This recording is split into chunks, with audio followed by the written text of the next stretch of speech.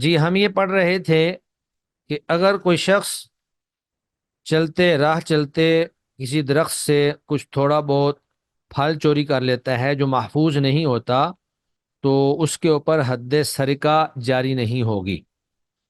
اس کے بعد اگلی حدیث جو ہے اس سے یہ بات ثابت ہوتی ہے کہ اگر کوئی شخص اعتراف کر لے کہ میں نے چوری کی ہے، بے شک اس کے پاس سامان موجود نہ ہو، صرف اعتراف کر لے، تو اس کا اعتراف جو ہے وہ بھی قابل اعتبار ہے، اور اس اعتراف کی بنیاد پر اس پہ حد لاگو کی جا سکتی ہے۔ اگرچہ بعض اہل علم کہتے ہیں کہ اس کے لیے ایک دفعہ اعتراف کرنا ہی کافی ہے، بعض کہتے ہیں کہ نہیں، کم از کم 2 دفعہ اعتراف کرے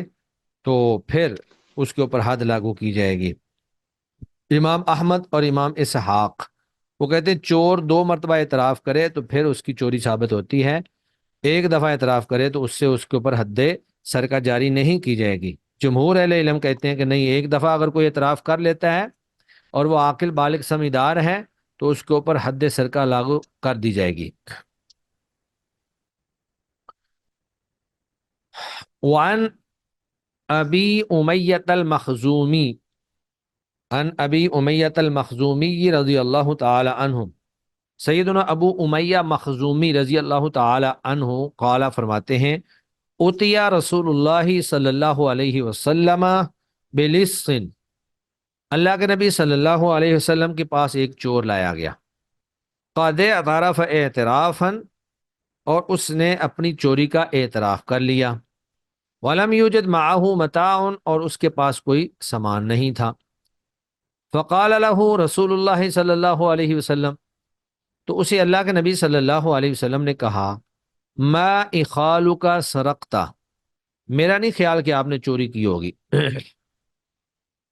قال بلا، اس نے کہا کیوں نہیں، فاعاد علیہ مرتین او ثلاثا، اس نے لٹایا آپ صلی اللہ علیہ وسلم پر 2 مرتبہ یا 3 مرتبہ، یعنی 3 مرتبہ یہ بات دہرائی، 2 مرتبہ یا 3 مرتبہ کہ جی میں نے چوری کی ہے۔ فامر بھی، تو آپ صلی اللہ علیہ وسلم نے اس کے بارے میں حکم دیا، فقطع، تو اس کا ہاتھ کاٹ دیا گیا، وجیع بھی، اور اس کو پھر اللہ کے نبی صلی اللہ علیہ وسلم کے سامنے لایا گیا، فقال، تو اللہ کے نبی نے فرمایا، استغفر اللہ،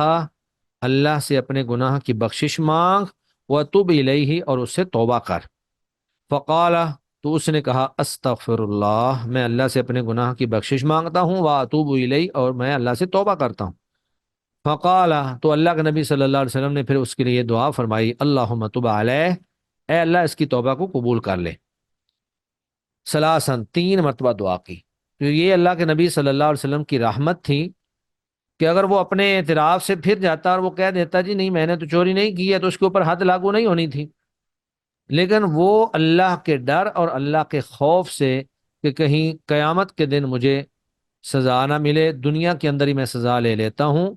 اس بنیاد پر اس نے اپنا ہاتھ کٹوا لیا، تو آپ صلی اللہ علیہ وسلم نے اس پر رحم کھاتے ہوئے اور ترس کھاتے ہوئے اس کے لیے اللہ تعالیٰ سے دعا کی، اللہم تب علیہ، اللہم تب علیہ، اللہم تب علیہ، کہ اے اللہ اس کی توبہ کو قبول فرما لے۔ 3 مرتبہ اللہ کے نبی صلی اللہ علیہ وسلم نے یہ لفظ کہے۔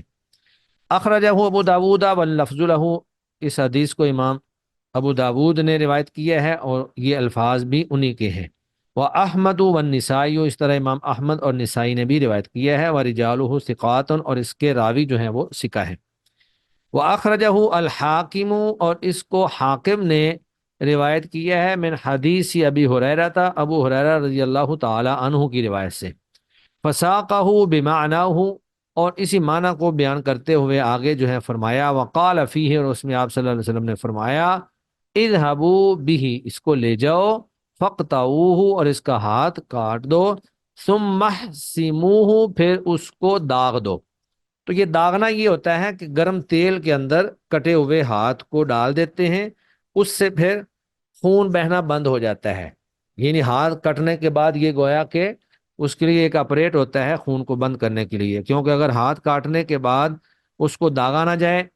یا اس کو آج کے دور میں آپ کہہ لیں کہ اس کے اوپر مرم پٹی نہ کی جائے یا اس کے اوپر ٹانکے نہ لگائے جائیں، تو وہ خون جاری رہتا ہے، اور خون کے جاری رہنے کی وجہ سے بسا اوقات موت بھی ہو سکتی ہے۔ تو اس لیے یہ بھی حکومت کی ذمہ داری ہے یا عدالت کی ذمہ داری ہے کہ جب وہ کسی کو چوری کی سزا دے تو چوری کی سزا دینے کے بعد ہاتھ کاٹنے کے بعد پھر اس کے اوپر ٹانکے شانکے لگانا یا مرم پٹی کرنا یہ بھی حکومت ہی کرے گی۔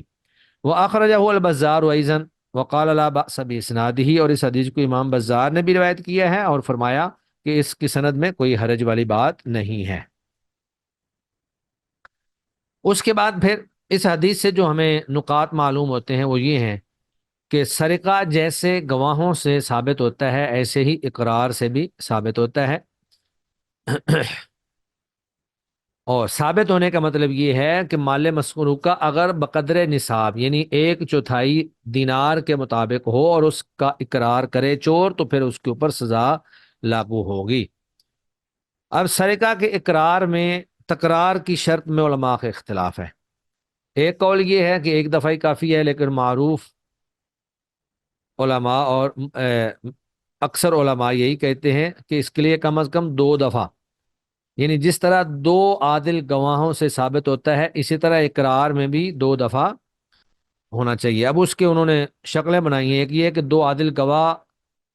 گواہی دے دیں، یا ایک گواہ ہو اور ایک قسم ہو، یا ایک مرد اور 2 عورتیں گواہی دیں، یا صرف 2 عورتیں گواہی دیں، یا وہ اقرار کر لیں اور اقرار بھی 2 دفعہ کر لیں۔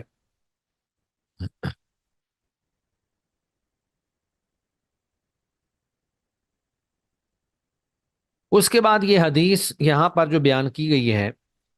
کہ ہاتھ کٹنے کے بعد چور مال مسروقہ کا ضامن نہیں، یہ حدیث ضعیف بلکہ موضوع ہے۔ تو یہاں اس کو بیان کرنے کا مقصد صرف اس کا ضعف بیان کرنا مقصد ہے اور اس کا موضوع ہونا بیان کرنا مقصد ہے۔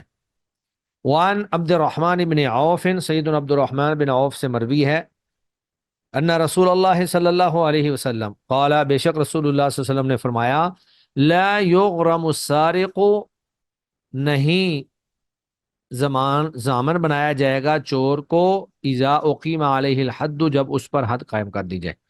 رواہ النسائی، اس حدیث کی امام نسائی نے روایت کیا ہے، وبینہ، اور وضاحت کی ہے کہ انہ منقطع، یہ حدیث منقطع ہے، اور منقطع حدیث جو ہے وہ ضعیف حدیث ہوتی ہے۔ وقال ابو حاتم، ابو حاتم کہتے ہیں وہ منکر، یہ منکر ہے۔ تو یہ حدیث منکر ہے، اس کے اوپر عمل نہیں ہوگا۔ اس کی وجہ یہ ہے کہ چور جب چوری کرتا ہے تو وہ 3 خلاف شرع کام کا مرتکب ہوتا ہے۔ ایک یہ کہ وہ اللہ اور اس کے رسول کی نافرمانی کرتا ہے، کیونکہ اللہ تعالیٰ نے چوری سے منع کیا ہے۔ دوسرا، چور مسروق منہ، ظلم کرنے کا مرتکب ہوتا ہے، یعنی جس بندے کا مال اس نے چوری کیا ہے اس کے اوپر ظلم کرنے کا مرتکب ہوتا ہے۔ اور تیسرا جو ہے وہ معاشرے کے اندر امن و سلامتی کو برباد کرتا ہے۔ جب اس طرح چور کو سزا نہ دی جائے تو معاشرے کے اندر چوریاں اور ڈکیتیاں جو ہیں وہ زیادہ ہو جاتی ہیں، اور ہر بندہ اپنے آپ کو غیر محفوظ سمجھنا شروع کر دیتا ہے۔ جب اس کے اوپر حد لاگو ہو گئی تو اللہ اور اس کے رسول کی جو اس نے نافرمانی کی تھی وہ تو چلے ختم ہو گئی، لیکن جس بندے کا مال اس نے چوری کیا تھا، اب اس کے ہاتھ کٹ جانے سے اس کو کیا فائدہ حاصل ہوا اگر اس کو مال کا ضامن نہ بنایا جائے؟ مثلا ایک آدمی کسی کا 10 لاکھ 1 کروڑ روپے چوری کر لیتا ہے اور پھر وہ اس کا ہاتھ کاٹ دیا جاتا ہے، تو وہ آدمی جس کا مال چوری ہوا ہے وہ تو اپنی زندگی کی جمع پونجی لٹا بیٹھا، وہ تو خالی ہاتھ ہو گیا، اب اس کو کیا ملا؟ اور یہ آدمی جو ہے یہ ہاتھ کٹانے کے بعد اپنا علاج کروا کے بعد میں پوری زندگی جو ہے وہ مزے سے بیٹھ کر اس کی کمائی جو ہے وہ کھاتا رہے گا۔ تو اس لیے یہ حدیث درست نہیں ہے۔ چور سے مال بھی نکلوایا جائے گا اور مالک کے حوالے کیا جائے گا اور اس کا ہاتھ بھی کاٹا جائے گا، یہ دونوں کام ہوں گے۔ اس کے بعد اگلی حدیث سیدنا عبداللہ بن عمر بن عاص رضی اللہ تعالی عنہ سے مروی ہے۔ وعن عبد اللہ بن عمر بن العاص، سیدنا عبداللہ بن عمر بن عاص رضی اللہ تعالی عنہ سے مروی ہے، ان رسول اللہ صلی اللہ علیہ وسلم، وہ اللہ کے نبی صلی اللہ علیہ وسلم سے روایت کرتے ہیں کہ انہ سئلہ، آپ صلی اللہ علیہ وآلہ وسلم سے سوال کیا گیا۔ اب یہ حدیث ہے جس کے اندر کھجوریں چوری کرنے کی تین مختلف شکلیں بیان کی گئی ہیں، جس طرح میں نے پہلے بھی واضح کیے ہے۔ انہ سئل عن التمری، عن التمر المعلقی، اللہ کے نبی صلی اللہ علیہ وسلم سے لٹکتی ہوئی کھجوروں کے بارے میں سوال کیا گیا کہ من فقال، آپ صلی اللہ علیہ وسلم نے فرمایا، من اصاب بفیہ من ذی حاجت، من اصاب، کہ جو شخص پہنچا بفیہ اپنے منہ کے ساتھ، من ذی حاجت ضرورت مند لوگوں میں سے، یعنی اگر کسی ضرورت مند نے، بھوکے نے ان کھجوروں میں سے کچھ کھجوریں کھا لی، غیر متخذن خبنتن، اس حال میں کہ وہ نہ پکڑنے والا ہو کپڑے کا پلو، یعنی کپڑے میں باندھ کر نہ لے جائے، فلا شیء علیہ، اس پر کچھ بھی نہیں ہے کیونکہ وہ ضرورت مند تھا۔ ومن خرج بشیء منہ، اور جو شخص نکلا وہاں سے بشیء منہ، وہاں سے کچھ لے کر، فعلیہ الغرامۃ، تو اس کے اوپر جرمانہ ہے، یعنی جتنی کھجوریں لے کر نکلے گا اتنا اس کے اوپر غرامہ جرمانہ ہے، والعقوبۃ، اور اس کو کچھ سزا بھی دی جائے گی، حد سرقہ جاری نہیں کی جائے گی، ویسے سزا دی جائے گی۔ ومن خرج بشیء منہ، اور جو لے کر نکلا اس میں سے کچھ، بعد ان یؤویہ الجرین، بعد اس کے کہ اس کو محفوظ کر لیا تھا ایک ڈھال نے، یعنی مالک نے کھجوریں اتار کر ان کھجوروں کو کسی جگہ محفوظ کر دیا تھا، اب وہ محفوظ تھیں، فبلغ ثمن المجن، اور ان کی مالیت ایک ڈھال کی قیمت کے برابر ہو جائے، جس طرح پیچھے ڈھال کی قیمت 3 درہم بیان کی گئی ہے، یعنی 3 درہم یا ربع دینار، فعلیہ القطع، تو پھر اس پر قطع ہے، یعنی اس کے اوپر حد سرقہ قطعیت اس پر جاری ہوگی، ورنہ جاری نہیں ہوگی۔ اخرجہ ابو داود والنسائی، اس حدیث کو امام ابو داود اور نسائی نے روایت کیا ہے، وصححہ الحاکم، اور امام حاکم نے اس کو صحیح کہا ہے، امام حاکم نے اس کو صحیح کہا ہے۔ اس سے اگلی حدیث جو ہے وہ صفوان بن امیہ رضی اللہ تعالی عنہ سے مروی ہے۔ اس حدیث میں بیان یہ کیا گیا ہے کہ جب کوئی بھی مجرم عدالت میں پیش ہو جاتا ہے تو اس کے بعد پھر اس کو عدالت یا حاکم یا جج جو ہے وہ معاف نہیں کر سکتا، اگر عدالت میں محکمہ میں معاملہ پیش ہونے سے پہلے پہلے جس کی چوری ہوئی ہے وہ معاف کر دے، یا لوگ اس کو محکمہ میں نہ لے کر جائیں، تو وہ قابل معافی ہے۔ ضروری نہیں ہے کہ چور کو آپ عدالت میں پیش ہی کریں، اگر آپ وہاں پہ اس کو چھوڑ دیتے ہیں، کوئی مار پیٹ کر چھوڑ دیتے ہیں یا اس کو معاف کر کے چھوڑ دیتے ہیں، تو یہ آپ کی ثوابدید ہے، آپ جیسے بھی اس کے ساتھ کر لیں، آپ کے لیے کوئی مسئلہ نہیں ہے۔ وعن صفوان بن امیہ، صفوان بن امیہ رضی اللہ تعالیٰ عنہ سے روایت ہے، ان نبی صلی اللہ علیہ وسلم قال، بے شک نبی کریم صلی اللہ علیہ وسلم نے فرمایا، لما امر بقطع الذی سرق رداءہ، جب آپ نے حکم دیا اس آدمی کے ہاتھ کاٹنے کا جس نے ان کی چادر چوری کی تھی، یعنی صفوان بن امیہ کی کسی نے چادر چوری کر لی اور وہ اس کو پکڑ کر اللہ کے نبی کے پاس لے آئے، یعنی صفوان بن امیہ مقام بطحا یا مسجد حرام میں لیٹے ہوئے تھے، ایک آدمی آیا اور ان کی چادر جو ہے وہ چوری کر کے لے گیا، تو جب اس کو آپ صلی اللہ علیہ وسلم کے پاس پیش کیا گیا تو آپ نے اس کا ہاتھ کاٹنے کا حکم دے دیا۔ اب صفوان کہنے لگے جی میں اس کو معاف کرتا ہوں، یعنی ان کو ترس آ گیا، تو اللہ کے نبی نے فرمایا کہ اس کو میرے پاس لانے سے پہلے تو نے کیوں نہیں معاف کر دیا، اس کو میرے پاس لانے سے پہلے معاف کرنا چاہیے تھا۔ لما امارا، جب آپ صلی اللہ علیہ وسلم نے حکم دیا بقطع الذی، اس آدمی کا ہاتھ کاٹنے کا، سرق رداءہ، جس نے صفوان بن امیہ کی چادر چوری کی تھی، فشفع فیہ، تو انہوں نے اس میں سفارش کرنا چاہیے یا کر دی، تو آپ صلی اللہ علیہ وسلم نے فرمایا، حل کان ذالک قبل ان تأتینی بہ، تو یہ معاملہ اس کو میرے پاس لانے سے پہلے آپ نے کیوں نہیں کر لیا، یعنی اگر آپ معاف کرنا چاہتے وہاں پہ تو آپ معاف کر دیتے، آپ کے اوپر بھی کوئی گناہ نہ ہوتا اور یہ سزا سے بھی بچ جاتا۔ لیکن یہاں عدالت میں معاملہ آ جانے کے بعد اب معافی کی گنجائش نہیں ہے۔ اخرجہ احمد والاربعۃ، اس حدیث کو امام احمد نے اور ائمہ اربعہ نے روایت کیا ہے، وصححہ ابن الجارود والحاکم، اور اس کو ابن الجارود اور حاکم نے صحیح قرار دیا ہے۔ تو اس حدیث سے ہمیں یہ بات معلوم ہوتی ہے کہ مختلف اموال، ان کی حفاظتی حفظ یا حفاظتی دیوار مختلف ہوتی ہے۔ چنانچہ چادر اگر سونے والا سر کے نیچے لے کر سویا ہے تو یہ اس کی ایک حرز ہے، حفاظتی دیوار ہوگی، اور اگر چادر ویسے ہی ادھر ادھر پڑی ہے کوئی اٹھا کے لے جائے تو پھر وہ حد سر کا نہیں ہوگی۔ تو یہ چادر اپنے سر کے نیچے لے کر سوئے ہوئے تھے، وہ کھینچ کر لے گیا تھا، اور پھر اس سے یہ بات بھی ثابت ہوئی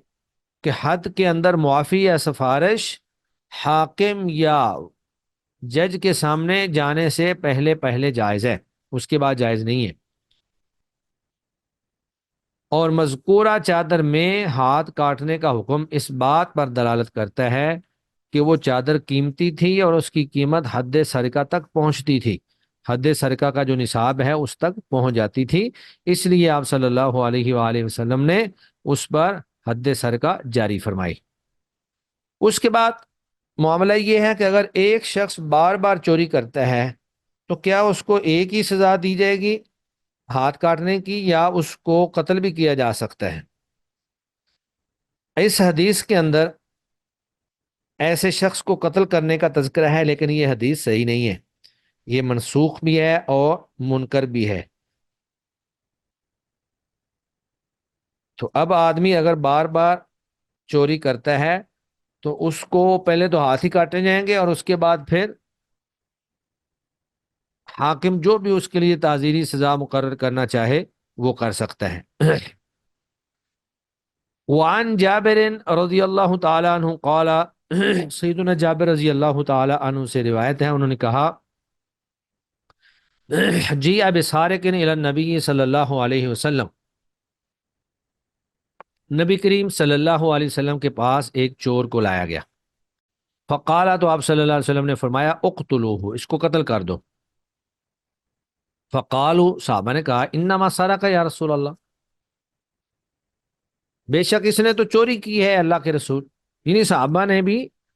اس پر سوال اٹھا دیا کہ چوری کی ہے اور آپ قتل کرنے کا حکم دے رہے ہیں۔ قالا، تو آپ نے کہا اقطعوہ، پھر اس کا ہاتھ کاٹ دو۔ فقطع، تو آپ صلی اللہ علیہ وسلم نے اس کا ہاتھ کاٹ دیا، ایک آدمی نے اس کا ہاتھ کاٹ دیا۔ ثم جی ابھی الثانیہ، پھر اس کو دوسری بار لایا گیا تو آپ نے فرمایا اقتلو، اس کو قتل کر دو۔ فذکر مثلہ، پھر اسی طرح ذکر کیا۔ پھر اس کو تیسری بار لایا گیا، پھر اسی طرح ذکر کیا۔ پھر اس کو چوتھی بار لایا گیا، پھر اس کو پانچویں بار لایا گیا تو آپ صلی اللہ علیہ وسلم نے فرمایا اس کو قتل کر دو۔ اخرجہ ابو داود والنسائی، اس حدیث کو امام ابو داود اور نسائی نے روایت کیا ہے، لیکن یہ بھی فرمایا ہے کہ وستن کرہ، اس کو منکر کہا ہے۔ وہ اخرج من حدیث الحارث بن حاتم نحوہ، اور امام نسائی نے حارث بن حاتم کی حدیث سے بھی ایسی ہی حدیث روایت کی ہے۔ وذکر الشافعی ان القتل فی الخامسۃ،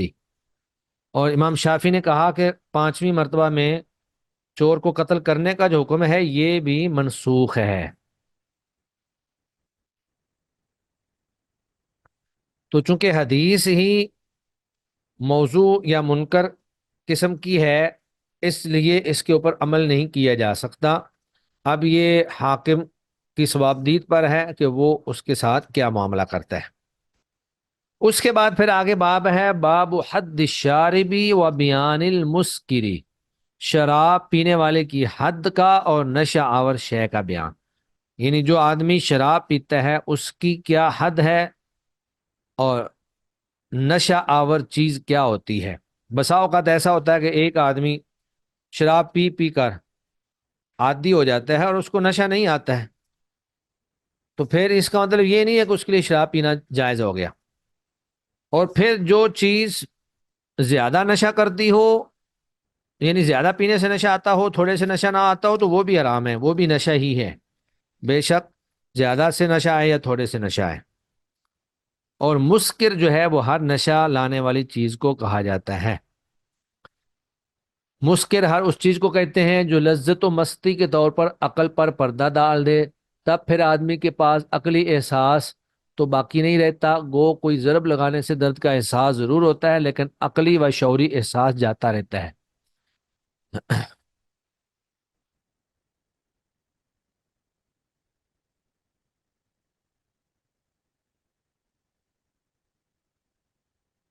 تو شراب کسی بھی نسل کی ہو، کسی بھی چیز سے بنائی گئی ہو، بے شک گندم سے بنائی گئی ہو، مکئی سے، انگور سے، شہد سے، کھجور سے، جو سے،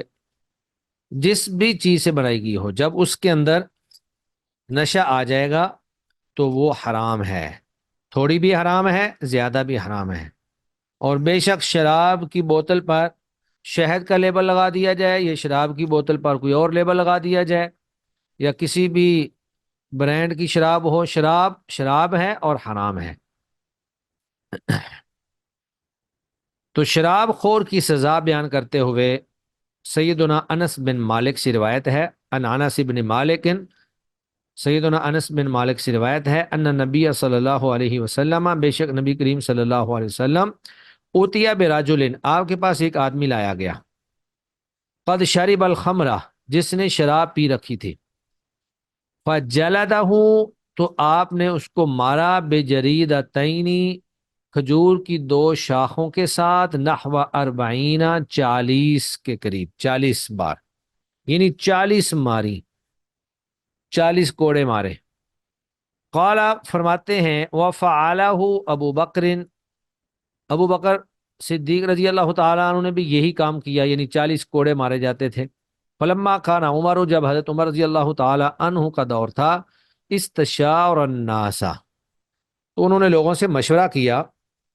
کیونکہ اس دور میں لوگ جو ہیں وہ کثرت سے شراب کی طرف مائل ہو رہے تھے اور زیادہ شراب نوشی کرنا شروع ہو گئے تھے۔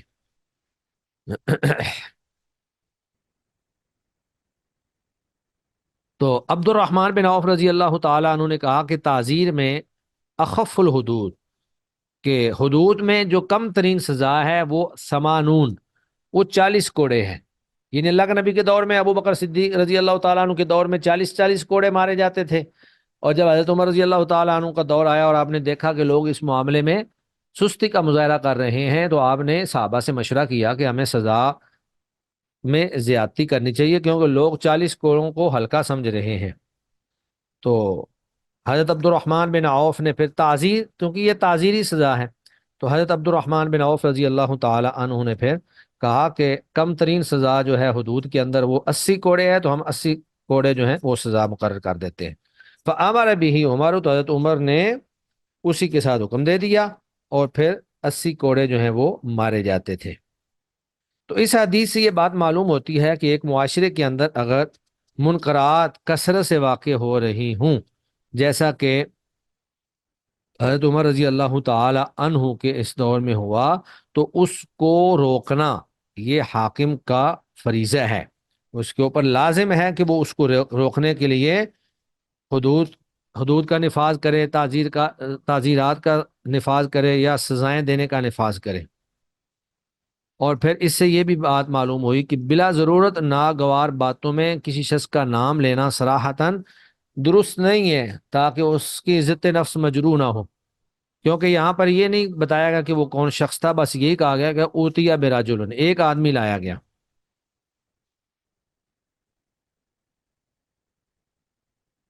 اور اس سے یہ بات بھی معلوم ہوئی کہ شراب نوشی کرنے کی جو سزا 40 کوڑے ہے، یہ حد نہیں ہے،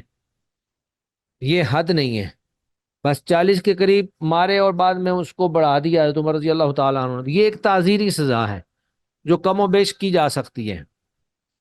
سزا کم و بیش کی جا سکتی ہے، اور وہ بھی شراب پینے والے کی نوعیت کو سامنے رکھ کر۔ اور اس سے یہ بات بھی معلوم ہوئی کہ دور نبوی میں اور دور صدیقی میں معاصی اور اللہ کی نافرمانی اور گناہوں کی قلت تھی، جبکہ اس کے بعد پھر اس میں کثرت شروع ہو گئی۔ اور اس سے یہ بات بھی معلوم ہوئی کہ مشورہ کرنا مشروع ہے، چاہے آدمی کتنا ہی عقل اور صاحب بصیرت نہ ہو، کیوں نہ ہو، کیونکہ حضرت عمر رضی اللہ تعالیٰ عنہ ماشاء اللہ صاحب بصیرت انسان تھے، لیکن اس کے باوجود انہوں نے صحابہ سے مشورہ کیا۔ اور پھر اس سے یہ بات بھی معلوم ہوئی کہ سیدنا عمر بے حد متواضع اور منکسر المزاج تھے، اور ان کا یہ مشورہ فرمانا ان لوگوں کے منہ میں خاک ڈالنا ہے جو حضرت عمر رضی اللہ تعالیٰ عنہ کو بے حد متکبر اور خود سر ہونے کا الزام دیتے ہیں۔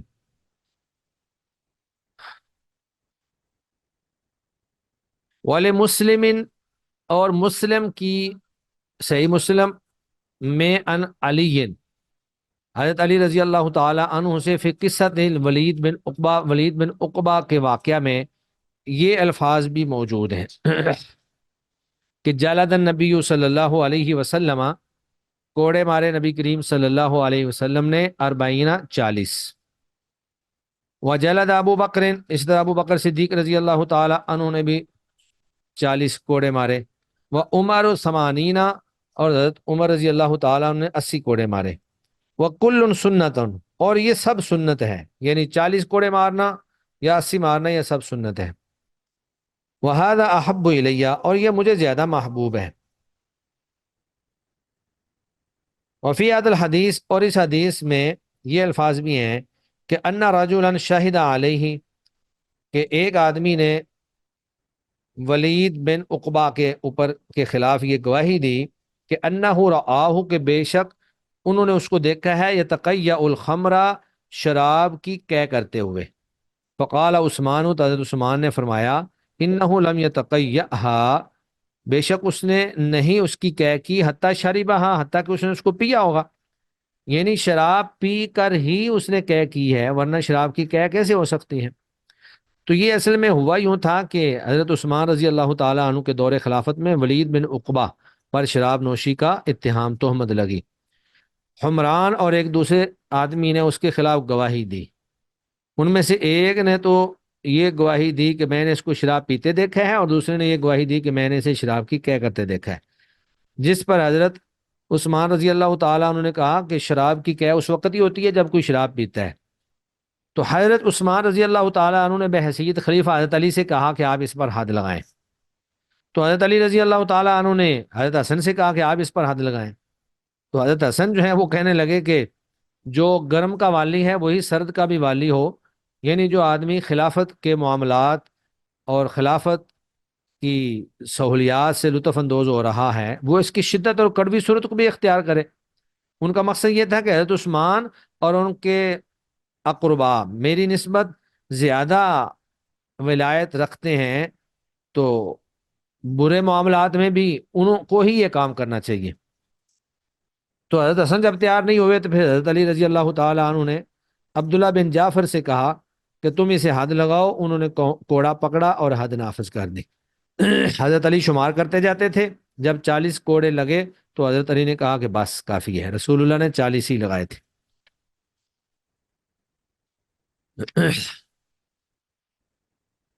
اس کے بعد اگر کوئی شخص بار بار شراب پیتا ہے تو اس کا کیا حکم ہے؟ وعن معاویہ رضی اللہ عنہ، سیدنا معاویہ رضی اللہ تعالی عنہ سے مروی ہے، عن النبی صلی اللہ علیہ وسلم، وہ اللہ کے نبی صلی اللہ علیہ وسلم سے روایت کرتے ہیں، انہ قال فی شارب الخمر، کہ آپ صلی اللہ علیہ وسلم نے شراب پینے والے کے بارے میں فرمایا، کیا فرمایا؟ اذا شرب فجلدوہ، جب وہ شراب پیے تو اس کو کوڑے مارو، ثم اذا شرب فجلدوہ، پھر شراب پیے پھر کوڑے مارو، ثم اذا شرب الثالثۃ، جب وہ تیسری بار شراب پیے پھر اس کو کوڑے مارو، ثم اذا شرب الرابعۃ، پھر اگر وہ چوتھی بار بھی شراب پیے، فضربوا عنقہ، تو پھر اس کی گردن مار دو، یعنی اس کو قتل کر دو۔ تو اہل ظاہر اور علامہ ابن حزم کی یہی رائے ہے، وہ حدیث کے ظاہر پر عمل کرتے ہیں، لیکن جمہور کہتے ہیں کہ اس کو قتل کرنے کا یہ حکم منسوخ ہے، اور اس کی ناسخ حدیث ابو داود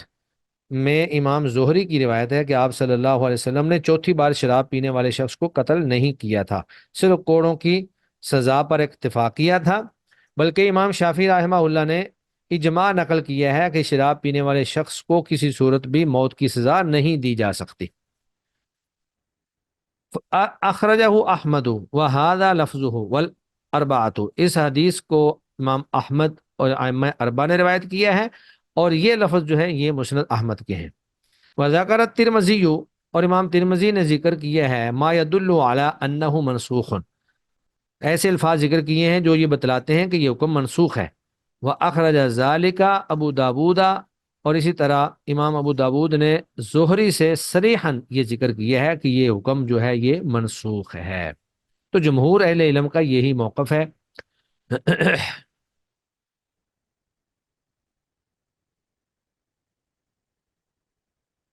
اس کے بعد اب اگلا مسئلہ یہ ہے کہ جب آپ کسی کو حد لگاتے ہیں یا تعزیری سزا دیتے ہیں تو اس کے چہرے پر نہیں مارنا چاہیے، کیونکہ چہرہ جو ہے یہ ایک اشرف ترین مقام ہے، اللہ تعالیٰ نے اس کو معزز بنایا ہے۔ تو چہرے سے بچا کر، چہرے سے ہٹ کر جو ہے وہ کوڑے مارے جائیں یا سزا دی جائے، چہرے پر نہ مارا جائے۔ وعن ابی حریرہ رضی اللہ عنہ، سیدنا ابو حریرہ رضی اللہ تعالی عنہ سے روایت ہے، انہوں نے کہا رسول اللہ صلی اللہ علیہ وسلم نے فرمایا، اذا ضرب احدکم، جب تم میں سے کوئی شخص کسی دوسرے کو شرعی سزا کے طور پر مارے، فلیتق الوجہ، تو وہ چہرے سے گریز کرے، چہرے پر نہ مارے۔ اسی طرح حدود قائم کرنے میں مساجد کے احترام کو سامنے رکھتے ہوئے مسجدوں کے اندر حدیں قائم نہ کی جائیں، کیونکہ قتل کی سزا یا اس طرح سنگسار کی سزا، ہاتھ کاٹنے کی سزا، تو اس میں خون بہتا ہے، گندگی پھیلتی ہے۔ تو چونکہ مساجد محترم اور مقدس مقامات ہیں، پاک مقامات ہیں، تو مساجد کے اندر حدود قائم نہیں کرنی چاہیے، باہر میدانوں کے اندر، مساجد سے باہر میدان کے اندر حدود کو قائم کرنا چاہیے۔ وعن ابن عباس رضی اللہ تعالی عنہما، سیدنا عبداللہ بن عباس رضی اللہ تعالی عنہما سے روایت ہے، انہوں نے کہا قال رسول اللہ صلی اللہ علیہ وسلم، رسول اللہ صلی اللہ علیہ وسلم نے فرمایا، لا تقام الحدود، نہ حدود قائم کی جائیں، فی المساجد، مساجد میں۔ رواہ الترمذی والحاکم، اس حدیث کو امام ترمذی اور حاکم نے روایت کیا ہے۔ اس کے بعد ہے شراب پاک ہے یا ناپاک۔ وعن انس رضی اللہ عنہ قال، سیدنا انس رضی اللہ تعالی عنہ سے مروی ہے، فرماتے ہیں لقد انزل اللہ تحریم الخمر، اللہ تعالیٰ نے شراب کی حرمت جب نازل فرمائی تو وما بالمدینتی شراب، تو مدینہ میں نہیں شراب بنتی تھی، یشرب جو پی جاتی ہو، الا من تمر، مگر کھجور سے۔ اخرجہ مسلم، نے اس حدیث کو امام مسلم نے روایت کی ہے۔ تو اس حدیث سے بیان کرنے کا مقصد یہ ہے کہ شراب پینا حرام ہے، لیکن وہ نجس نہیں ہے، یعنی ناپاک نہیں ہے،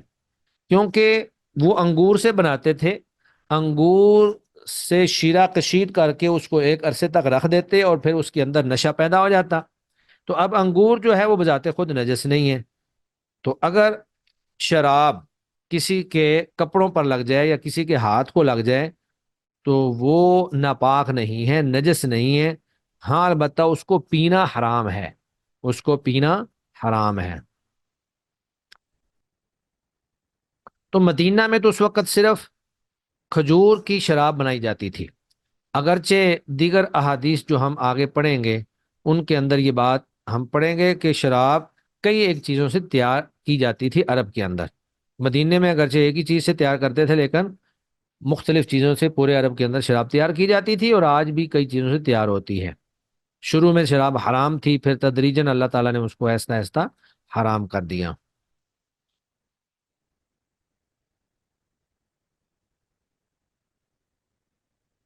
وعن عمر رضی اللہ عنہ، سیدنا عمر رضی اللہ تعالیٰ عنہ سے مروی ہے، نازل تحریم الخمر، جب شراب کی حرمت نازل ہوئی تو اس وقت واہی من خمسطن، یہ 5 چیزوں سے بنائی جاتی تھی، من العنب، انگور سے، والتمر، کھجور سے، والعسل، شہد سے، والحنطتی، گندم سے، والشعیری، اور جو سے۔ اور آگے خمر ہے کیا؟ والخمر ما خامر العقل، خمر وہ ہے جو عقل پر پردہ ڈال دے، یعنی خمر کی ایک تعریف کر دی ہے کہ خمر وہ ہے جو عقل پر پردہ ڈال دے، ہر وہ چیز جو عقل پر پردہ ڈال دے، عقل کو معاف کر دے، انسان کو برے بھلے کی تمیز ختم ہو جائے، تو وہ خمر ہے۔ اور ہر نشہ لانے والی چیز شراب کے حکم میں ہے۔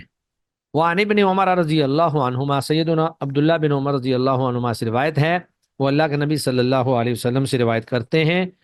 قال، آپ صلی اللہ علیہ وسلم نے فرمایا، کل مسکرن،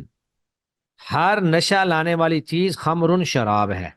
وکل مسکرن، اور ہر نشہ والی چیز، نشہ لانے والی چیز، حرام، حرام ہے، یعنی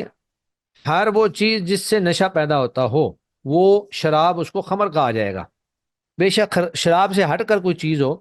بہت سارے لوگ جو ہیں وہ شراب سے ہٹ کر بھی نشہ کرتے ہیں۔ آج کل نشے کی بے شمار شکلیں آ گئی ہیں، آئس نشہ آ گیا ہے، یا اور کئی ایک چیزیں عجیب و غریب قسم کی جو ہیں وہ آ گئی ہیں۔ تو آدمی کہے کہ یہ شراب نہیں ہے، یہ تو دھواں ہے یا یہ الگ چیز ہے، لیکن اس سے بھی نشہ ہو رہا ہوتا ہے۔ تو ہر چیز جو نشہ لانے والی ہے وہ شراب ہے، اور ہر چیز جو نشہ لانے والی ہے وہ حرام ہے۔ اس سے اگلی حدیث سے بات ثابت ہوتی ہے کہ جس شے کی زیادہ مقدار نشہ لاتی ہو اس شے کی تھوڑی چیز بھی حرام ہے۔ وعن جابر رضی اللہ عنہ ان رسول اللہ صلی اللہ علیہ وسلم قال، سیدنا جابر سے مروی ہے، بے شک رسول اللہ صلی اللہ علیہ وسلم نے فرمایا، ما اسکر کثیرہ، جس کی زیادہ مقدار نشہ لائے، فقلیلہ حرام، تو اس کی تھوڑی مقدار بھی حرام ہے۔ اخرجہ احمد والاربعۃ، اس حدیث کو امام احمد اور ائمہ اربعہ نے روایت کیا ہے۔ وصححہ ابن حبان، اور امام ابن حبان نے اس کو صحیح قرار دیے ہیں۔ وعن ابن عباس رضی اللہ عنہما، سیدنا عبداللہ بن عباس سے مروی ہے، انہوں نے کہا، کان رسول اللہ صلی اللہ علیہ وسلم، تھے رسول اللہ صلی اللہ علیہ وسلم، ينبذ له الزبیب فی السقاء، آپ کے لیے کشمش کا نبیذ بنایا جاتا تھا مشکیزے میں، فیشربہ، آپ اس کو پیتے تھے، یومہ، اس دن جس دن بنایا گیا، والغد، اگلے دن، وبعد الغد، اور اگلے سے اگلے دن، فَإِذَا كَانَ مَسَاءُ الثَّالِثَةِ، جب آخری تیسرے دن کی شام ہوتی تو آپ اس کو پی لیتے تھے، وَسَقَاهُ، اور دوسروں کو بھی پلا دیتے، فَإِنْ فَاضَلَ شَيْءٌ، اگر اس کے بعد بھی کوئی چیز بچ جاتی تو اس کو بہا دیتے تھے۔ تو اس کا مطلب یہ ہے کہ کھجور یا انگور یا ان چیزوں کا نبیذ بنایا جا سکتا ہے، ان کو نچوڑ کر ان کا میٹھا مشروب بنا کر پیا جا سکتا ہے۔ تو ان چیزوں کے مشروب میں جو نشہ پیدا ہوتا ہے وہ 2 سے 3 دن کے بعد پیدا ہوتا ہے، تو اس سے پہلے پہلے جب تک اس میں نشہ پیدا نہ ہو آپ اس کو پی سکتے ہیں، اور جب اس میں نشہ محسوس ہونا شروع ہو جائے تو اس وقت پھر وہ شراب اور خمر کہلائے گی اور وہ حرام ہو جائے گی۔ وعن ام سلمہ رضی اللہ تعالی عنہا، سیدنا ام سلمہ رضی اللہ عنہا سے مروی ہے،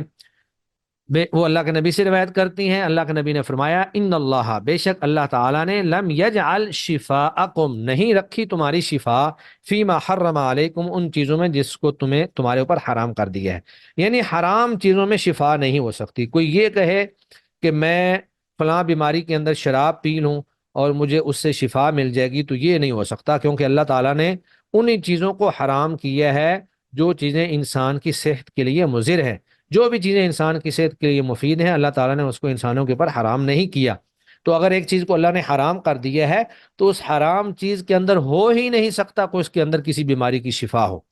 تو بیماری کے علاج کے لیے حرام چیز کو استعمال کرنا حرام ہے، بیماری کے لیے کسی حرام چیز کو استعمال کرنا حرام ہے، جائز نہیں ہے۔ وان وائل الحضرمی، وائل حضرمی رضی اللہ تعالیٰ عنہ سے مروی ہے، بے شک طارق بن سوید رضی اللہ تعالیٰ عنہ نے اللہ کے نبی سے سوال کیا، عن الخمری، شراب کے بارے میں، یصنعوها للدواء، کہ وہ اسے کے دوا کے طور پر بناتے ہیں۔ تو فقال، آپ صلی اللہ علیہ وسلم نے فرمایا، انہا لیست بدواء، یہ دوا نہیں ہے، ولکنہا داء، یہ تو بیماری ہے۔ اخرجہ مسلم، اس حدیث کو امام مسلم نے اور امام ابو داود اور دیگر ائمہ نے روایت کیا ہے۔ تو اس سے ہمیں یہ بات ثابت ہوئی کہ بعض دوا ساز کمپنیاں جو اپنی مختلف میڈیسن کے اندر شراب استعمال کرتی ہیں علاج کے نام پر، تو یہ اس کا استعمال کرنا حرام ہے، وہ نشہ ہے اور جائز نہیں ہے۔ چلیں جی، آج کا ہمارا لیکچر یہیں تک ہے۔ نیکسٹ انشاءاللہ باب التعزیر و حکم السائل، تعزیر کا بیان اور حملہ آور کا بیان، یہ انشاءاللہ ہم نیکسٹ ویک کو پڑھیں گے۔